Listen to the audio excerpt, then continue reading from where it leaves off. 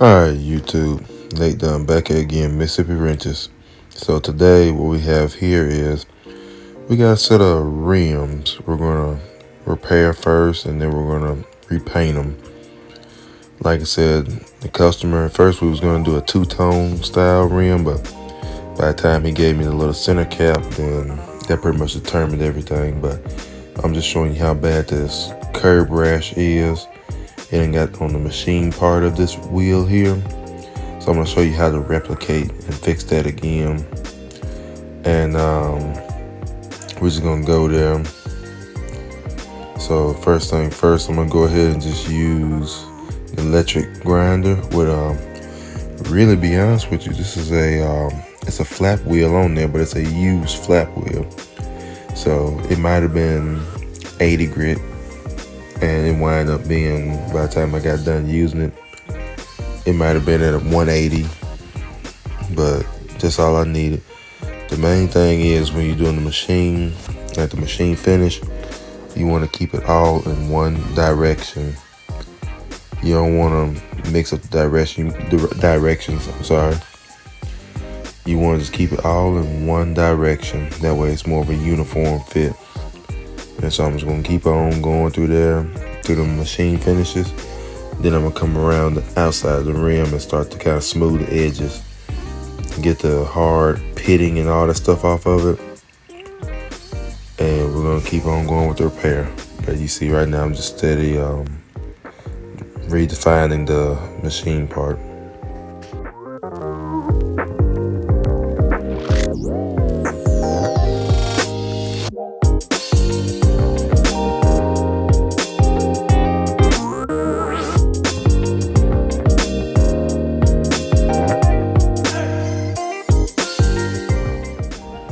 So again, I'm just going ahead and explaining to you. It's pretty much a used flap wheel. And so now, what I'm going to do is I'm going to use sandpaper on my little DA. My other DA had played out on me, so I had to go ahead and get my battery DA. And I believe one is 80 grit, and the other one, I think it's like a 220 grit. And so main thing is I just wind up, I think that's the 220 one there. I wind up just using the, I guess I used the 80 first to kind of go ahead and get the party started. And then I came back over with that 220 to smooth out the 80 grit sand scratches. But like I said, all I'm doing is just going around that. The next thing is you do not want to sand the machine part, because that's going to take away from the effect of what you had. It's going to just smooth it out, and it's not going to really look that good. So you want to make sure you don't hit those machine things that you just fixed with the DA. The DA is only for just around where the painted around the rim. And then all I do is, after I got done with that there and did the 220, I went ahead and just got me a Scotch-Brite and really just scuffed the rim up really good. So that way my paint will stick perfect. But that's the main thing you just do, is just get the rim ready. This is what really takes the majority of the work, is the preparation. Because by the time you get to spraying, it don't take long at all to spray these rims. It's just preparation and getting it maxed up.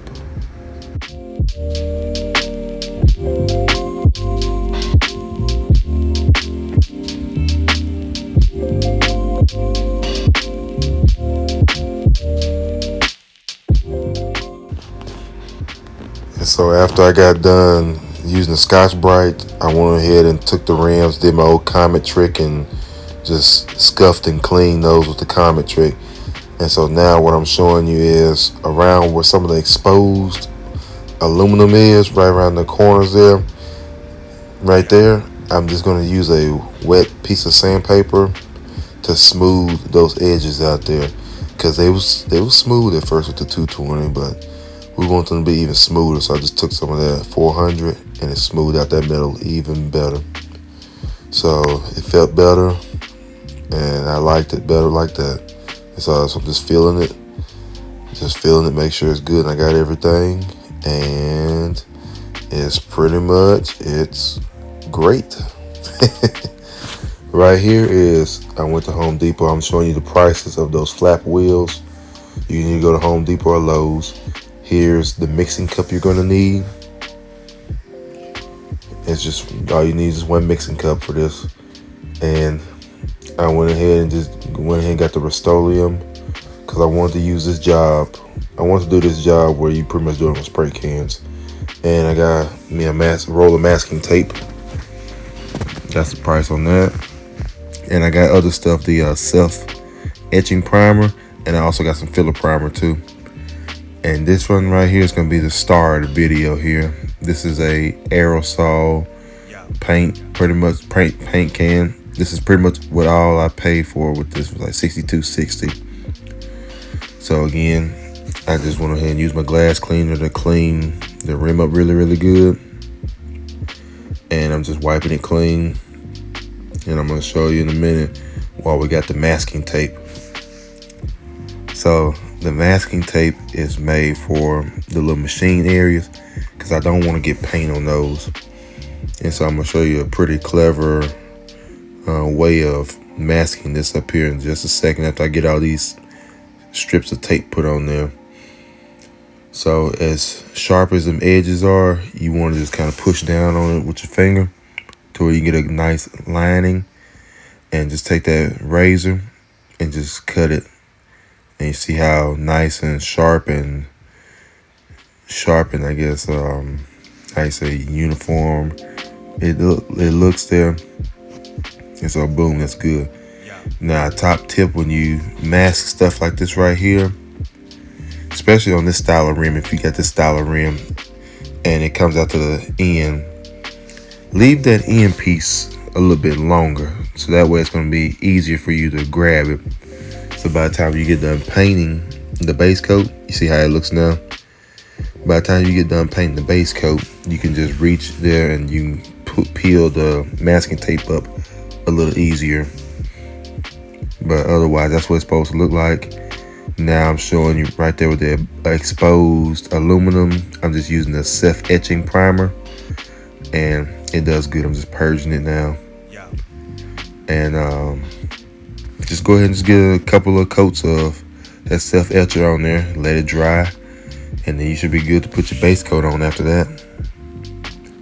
But the main thing I just wanted to do with this job too, I forgot I was trying to explain it to y'all, is I wanted to do this job with the spray cans. That way it's something that y'all can do. If you ain't gotta go out and get expensive compressors and paint guns, you can just use some cans. There's nothing wrong with it. Paint's paint, basically. And you can make anything look good with paint. And so right now I'm just doing the etching primer on this one, and next is gonna be the base coat with paint. So there you go. That's the Rust-Oleum one there, and it's the fast drying one at that there. And it was drying pretty fast. I'm glad that it was warmer outside, so it helped it to dry even faster.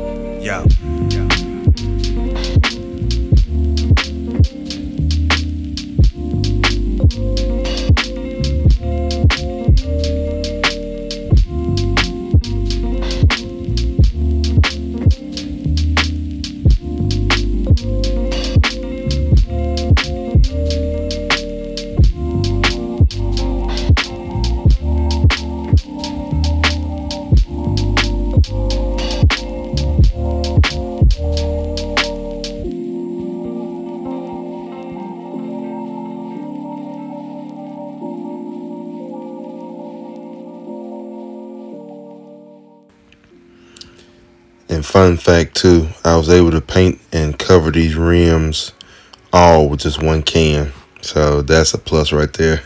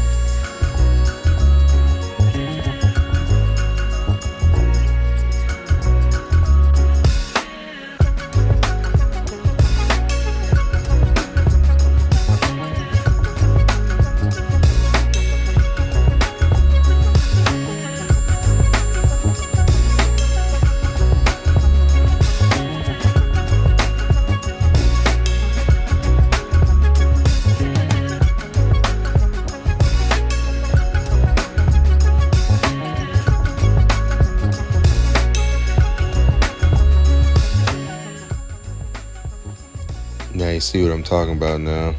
So now I'm going ahead. The base coat has dried enough for me to take the masking tape off, and it didn't really help because I didn't really have a lot of nails, but I was able to get it out though, or get them off. But see, boom, ain't a lick of paint on these machine things. So now we're getting ready to get ready for the clear pretty soon, because this is just gonna be extra. Some people can go ahead and just leave it like that there, but I wanted to put clear coat over it though, and that way I know, one, it's gonna have one heck of a shine, and two, it's gonna be protected.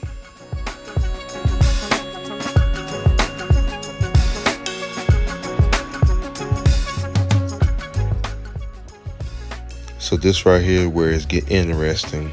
So this is that little spray system, that little aerosol. So what you do is you can mix your clear coat up in that little 1 cup I told you that you needed, and you can put it in that little glass jelly jar. I call it, I don't know, like a little mini jelly jar. But right now, this was some clear I had.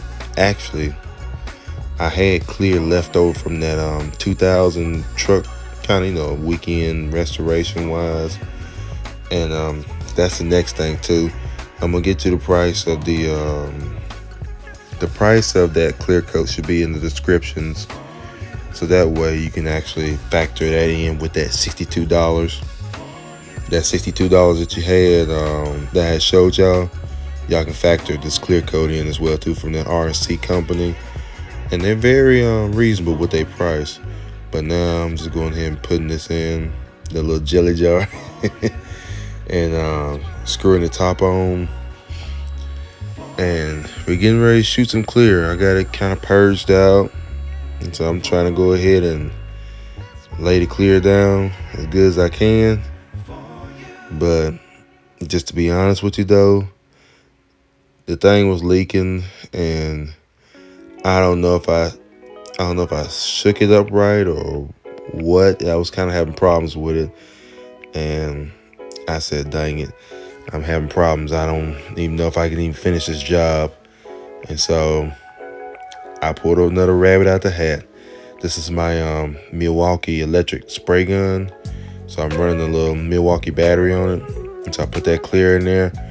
I took that 1.8 tip that was in there, put that 1.0, and that thing was ready to eat. And it actually surprised me how good it was. And for y'all that's my observant viewers, don't be alarmed. I know I should have had my mask on, but there's a fan in the lower part of the screen that's blowing that other direction. So really, I didn't smell anything, but I know for future references though, or I know better to put my mask on, but I apologize with that. But I had to get it done. But we're gonna be safer in the next video. But this gun, it definitely impressed me. For what it is and what it did, it wasn't too bad. And this gun was on Amazon. I'm probably gonna leave a link in the description as well too, where you can get this gun. And like I said, beware, it puts out material, but once you figure out your spray pattern, figure out how to spray it, oh, it's off to the races then. And so this is what it looks like after I got done putting about 3 coats of clear on there. Like I said, I was having too much fun. I had to just keep on clearing. But this is what it looks like though. Like I said, I hope the content wasn't too long, and I hope y'all liked it. And I hope I was able to at least help somebody out there. But till then, like, comment, subscribe, please share the video. I really appreciate your support. And until then, just stay busy and have fun.